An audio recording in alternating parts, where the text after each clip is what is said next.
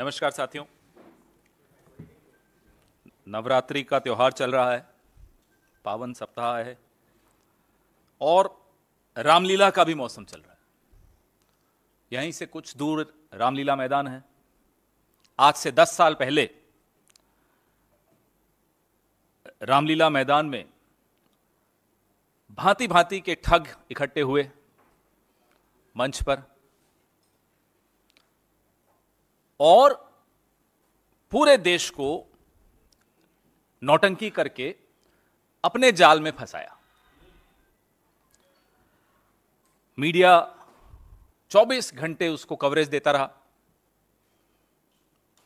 Nation with अन्ना, मुझे याद है हेडलाइंस बड़ी बड़ी फ्लैश होता था, जैसे कि एक बहुत बड़ा एक जन आंदोलन बन गया, आजादी का आंदोलन बन गया। और उसका आधार क्या बनाया था? उसका आधार बनाया था सीएजी रिपोर्ट्स को, तथाकथित 2G, कोल। वो तमाम आरोप पिछले 10 साल में साबित हुआ कि बेबुनियाद थे। लेकिन उस रामलीला मैदान में जो भांति भांति के ठग इकट्ठे हुए थे, कुछ उसमें से ठग नहीं भी थे जो आज पछताते हैं कि वो रामलीला मैदान में क्यों गए थे उस वक्त। उन सबका मकसद एक था। उनका मकसद था कि किसी न किसी तरह से डॉक्टर मनमोहन सिंह की साफ छवि के ऊपर कीचड़ उछालना, यूपीए की सरकार को बदनाम करना और विनोद राय नाम का जो सबसे बड़ा ठग, जिसको मैं कहता हूं, उसके द्वारा लिखी गई रिपोर्ट्स को आधार बना के यह पूरी नौटंकी हुई। अब आ जाइए आप 2023 में, अक्टूबर 2023 में। ये वही सीएजी बड़ी मुश्किल से कोई रिपोर्ट्स निकाल पाते हैं। जो 2015 में 55 रिपोर्ट्स निकली थी, 2020 में 14 रिपोर्ट्स निकली। देखिए क्या हालत हो रही है सीएजी की। 2023 में कुछ ऐसी चौंका देने वाली रिपोर्ट्स सामने आई। भारतमाला प्रोजेक्ट, आयुष्मान योजना का जो प्रोजेक्ट था, उनके घपले सामने आए और हमने सोचा कि मीडिया भी 10 साल जो हुआ वो हुआ, आखिरी के 6 महीने, जैसे होता है ना कि 12वीं के एग्जाम में आखिरी महीने पढ़ते हैं रात रात भर बैठकर, तो हमने सोचा आखिरी के 6 महीने 24 घंटे मीडिया चलाएगा सीएजी ने जो कहा उस पर। खैर वो नहीं हुआ, शायद हमारी मूर्खता थी ये उम्मीद करना। उसके बाद लगा कि शायद रामलीला मैदान में इस बार कुछ नया होगा, लोग इकट्ठे होंगे, कोई तो गांधी टोपी पहन के फर्जी गांधी बनकर सामने आएगा। कुछ नहीं हुआ। ऐसी रिपोर्ट कि आयुष्मान भारत योजना में लाखों लाभार्थी एक ही फोन नंबर से जुड़े हुए, जैसे वो मिस्ड कॉल नंबर होता है ना भारतीय जनता पार्टी का, वैसे एक नंबर में 200 लोग, किसी परिवार में 200 लोग एक नंबर से जुड़े हुए। 43,000 करोड़ रुपए उन नंबरों पे लुटा दिया गया। ये सीएजी रिपोर्ट बोलती है, मैं नहीं बोल रहा। अब आइए आप भारतमाला प्रोजेक्ट में। भारतमाला प्रोजेक्ट में 1 रुपए का जो सड़क का काम होता है वो 14 रुपए में हुआ।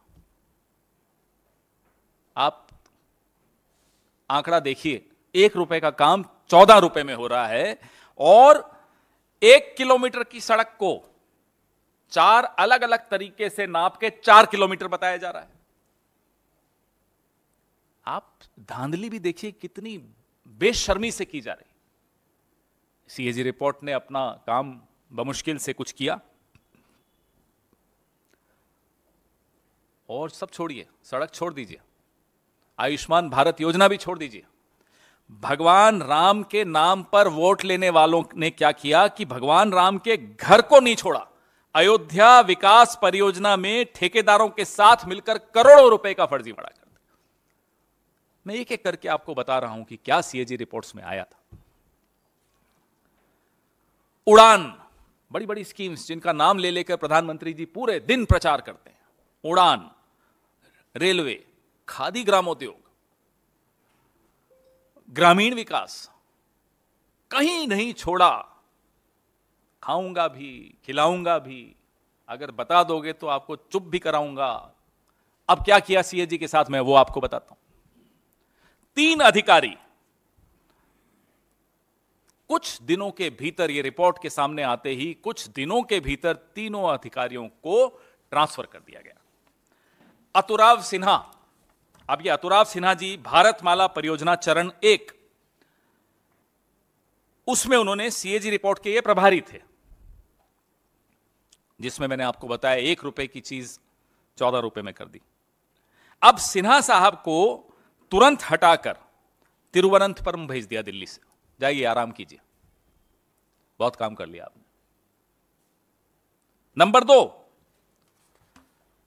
दत्त प्रसाद सूर्यकांत शिरसाट, यह आयुष्मान भारत जो जन आरोग्य योजना प्रधानमंत्री जी ने जिसके बारे में बड़ा ढिंढोरा पीटा, उसके ये प्रभारी थे, ऑडिट के प्रभारी थे। इन्होंने भ्रष्टाचार को उजागर कर दिया, प्रधानमंत्री की प्रिय योजना के भ्रष्टाचार। इनको भेज दिया लीगल सेल में, जाइए आप वहां देखिए, बहुत हो गया। कुछ दिनों में सीएजी रिपोर्ट आने के बाद न आप कुछ बोले, न रामलीला मैदान से कोई आवाजें आई, न गांधी टोपियां पहनी गई। मोदी जी ने जो करना था कर दिया। अशोक सिन्हा, ये तीसरे अधिकारी, आयुष्मान भारत जन आरोग्य योजना के इन्होंने ऑडिट शुरू किया था। ओरिजिनली इन्होंने शुरुआत की उस ऑडिट की। इन्हें कहां भेज दिया? राजभाषा में, महानिदेशक राजभाषा, कि अब आप हिंदी पढ़िए, जाइए। यह हालत प्रधानमंत्री जी ने सीएजी की। अब जो सबसे चौंकाने वाला मामला है वो मैं आपको बताता हूं। सबसे चौंकाने वाली बात यह है, तबादला तो किया ही, अब एक मेल चली गई, ईमेल चली गई बंबई प्रधान महालेखागार के कार्यालय में कि साहब एक मेल आई है, तमाम ऑडिट फील्ड रिपोर्ट रोक दिया जाए। ये रही वो मेल। गला घोंटना इसको कहते हैं। इसे कहते हैं कैसे किसी संस्था का गला घोंटना, कि आवाज नहीं निकले। यह सीएजी की हालत की है इन्होंने। हमारे सवाल है प्रधानमंत्री से, आपके नारे तो हमने बहुत सुन लिए। यह जमीनी काम, सारा फील्ड वर्क बंद करने का आदेश किसके निर्देश पर दिया गया? मुर्मू जी की जो हालत आपने कर रखी है वो हमें मालूम है। जम्मू कश्मीर के राज्यपाल, मैं मुर्मू जी मतलब ये वाले मुर्मू जी, वो वाले नहीं, जम्मू कश्मीर के उपराज्यपाल थे, राज्यपाल थे। जब उन्होंने मांग की कि तुरंत चुनाव होने चाहिए, उन्हें हटा दिया गया। अब ये सीएजी हैं, 9 महीने का कार्यकाल बचा है। इन पर किस तरह का दबाव है कि अब वो हस्ताक्षर नहीं कर रहे नई रिपोर्ट्स पर, जब से ये रिपोर्ट्स आई हैं। हम ये जानना चाहते हैं प्रधानमंत्री जी, ये किसके निर्देश पे सीएजी का गला घोंटा जा रहा है? ये आपके निर्देश हैं या आपके छोटे भाई के निर्देश हैं जो गृह मंत्री हैं आजकल? निर्देश किसके हैं? किसका दबाव है कि फाइलों पर हस्ताक्षर नहीं हो रहे? हमारा दूसरा सवाल है कि जो घोटालों को उजागर करते हैं उन सीएजी अधिकारियों का तबादला क्यों किया गया, इसका जवाब इस देश को दीजिए। क्या इसलिए कि वो चुपचाप जहां आप कहते वहां साइन नहीं कर रहे थे? क्या इसलिए कि उन्होंने आपको आईना दिखाया? क्या इसलिए कि आपके तथ्य, आपकी सच्चाई, आपकी हकीकत पूरे देश के सामने रख दी गई? एक स्वायत्त संस्था पर यूं इस तरह से बुलडोजर चलाएंगे आप और देश चुपचाप देखता रहेगा, विपक्ष चुपचाप देखता रहेगा? ये हम बर्दाश्त नहीं करेंगे। इनमें से कुछ अधिकारी तो सिर्फ कुछ महीनों के लिए थे सीएजी में और उनको हटा दिया गया। मोदी सरकार आदतन अपराधी हो गई है, संस्थाओं को खत्म करने का अपराध। Friends, we have in the past done some press conferences on the startling CAG reports that came out this year. Now, CAG normally doesn't come out with reports under this regime. We saw 55 reports in 2015. That number went down to 14 reports in 2020. Some very startling, brazen corruption came out in the CAG reports this year. On the Bharatmala project, on the Dwarka Expressway project, on the Ayushman Bharat project. We remember 10 years ago when a particular gentleman called Vinod Rai used to leak draft reports to his friends in the media through his friends in the RSS. Ram Leela Maidan would see activity. Primetime channels would show 24/7 what was happening in Ram Leela Maidan. Nothing. Total pin drop silence. Not even in the entertainment section of the newspapers or the television channels do you see any mention of CAG. What has that resulted into? That has resulted into more brazenness in the government. Why do I say that this has made the governments more brazen and more shameless? Because within days of these damning CAG reports, the officers who were in charge of auditing these projects were transferred, summarily transferred, shamelessly transferred, immediately transferred. Not only that, a mail was sent in Mumbai by the CAG saying that all field work should stop. Here is the copy of that. Not only did they throttle the seemingly independent autonomous institution, they do it shamelessly because they are not afraid of the media anymore. आपका जो डर है सरकारों में जो होना चाहिए media का वो खत्म हो चुका है. They are not afraid of the civil society anymore. जो डर गांधी टोपी का था, जो अन्ना हजारे ने पहनकर पूरे देश में एक स्वांग रचा था और धोखा दिया था देश को, वो डर खत्म हो गया. That fear is gone. Therefore, we come to you again with folded hands. Please let governments be afraid of the media, because only then will democracy survive. Your questions, please.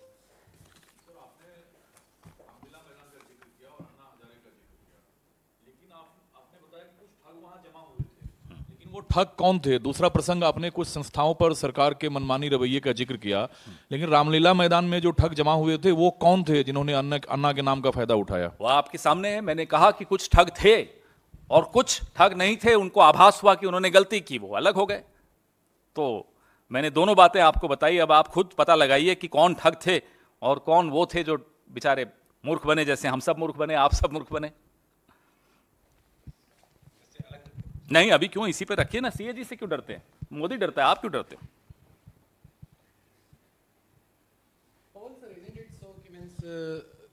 CAG has denied sending any such emails to Mumbai office. I've showed you the copy. I'll distribute the copy to you. So look at the denial. Sorry? But in the same news report, they have said they had denied. I'll give you a copy. Ask them. Ask the government. Let's see.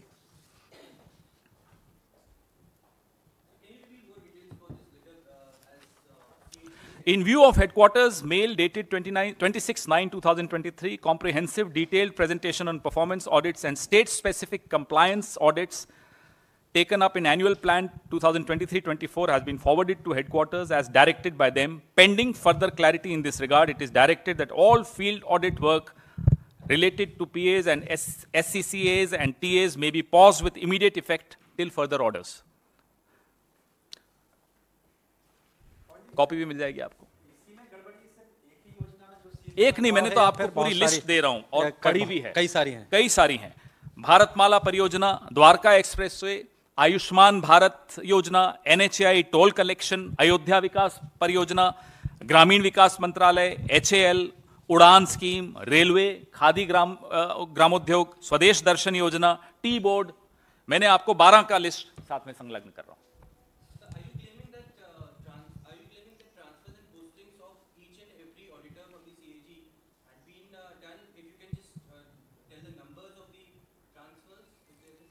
I have given you these three major who were in charge: Mr. Arutav Sinha, Aturava Sinha, Datta Prasad Surikant Shirsat, Ashok Sinha, who pointed out to major anomalies, major corruption, major scam. पवन जी, जिस अयोध्या दर्शन योजना का आपने हाँ बोलिए। जिस अयोध्या विकास परियोजना का आपने जिक्र किया, उसी के अंदर एक आती योजना स्वदेश दर्शन योजना, सीएजी ने यह भी रिपोर्ट दी है कि उसमें जो है 19 करोड़ का अनुचित लाभ ठेकेदारों को दिया वही गया है। आपको बता रहे हैं, 12 ऐसे उदाहरण तो अभी आपके सामने हैं जहां भ्रष्टाचार की तरफ स्पष्ट इशारा सीएजी ने किया, उस पर कोई कार्रवाई हो। हम सबको यही उम्मीद होती है कि सरकारों को जब आप आईना दिखाते हो तो सरकारें कुछ डर के मारे कोई कार्रवाई करती हैं, यहां उल्टा हुआ, जिन्होंने आईना दिखाया उन पर कार्रवाई हुई। Pawan sir, yesterday we saw Prime Minister inaugurating the Rapid X train, and it has been now named as Namo Bharat Express. What do you have to say on the same? Hindi में बोलूंगा, English में भी बोल दूंगा, पहले हिंदी में बोलूंगा। अब प्रधानमंत्री के पद की एक गरिमा होती है, कोई हो प्रधानमंत्री, किसी पार्टी को गरिमा होनी चाहिए। नमो नाम रख दिया साहब गाड़ी का। अब मुझे बताइए, कल को कोई भैंस टकरा गई, ट्रेन का आगे मुंह टूट गया, क्या हेडलाइन बनेगी? मैं नहीं बोलना भी नहीं चाहता, क्या हेडलाइन बनेगी आप बताइए। किसी ने चेन खींच दी और ट्रेन रुक गई, क्या हेडलाइन बनेगी? कोई गरिमा तो रखिए पद की। नमो मतलब आपको मालूम है क्या बोलना चाह रहे हैं वो? हमें मालूम है, हमें भी ये ज्ञान है, प्रधानमंत्री को हमसे ज्यादा इस बात का ज्ञान है कि इनके बाद जो सरकारें आएंगी इनको याद रखने की उनको कोई जरूरत नहीं होगी, क्योंकि इन्होंने कोई ऐसा काम नहीं किया। तो खुद ही अपने नाम पे ट्रेन कर दी, अपने नाम पे स्टेडियम कर दिया, अपने नाम पे आपको पता नहीं क्या क्या करेंगे। लेकिन जब नाम रख रहे हो आप अपना, चलिए स्टेडियम पे रख दिया आपने नरेंद्र मोदी स्टेडियम, ट्रेन पर तो नमो मत बोलो, क्योंकि अपमान प्रधानमंत्री के पद का होता है। खुदा ना खास्ता कभी भैंस न टकराए नमो एक्सप्रेस से, लेकिन अगर हो गया तो? सर उन्होंने बोला है, हेलो,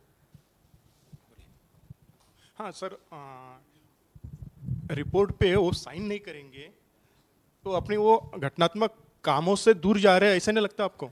ये तो आप उनसे पूछिए कि उन पर क्या दबाव है कि वो असहयोग आंदोलन कर रहे हैं अपनी ही सरकार के खिलाफ, उस सरकार के खिलाफ जहां जब ये प्रधानमंत्री मुख्यमंत्री थे तब उनके ये प्रिंसिपल सेक्रेटरी थे, उनके प्रिय अफसरों में माने जाते हैं। उन पर इतना दबाव क्यों है साहब? ये दबाव क्योंकि वो आदिवासी हैं?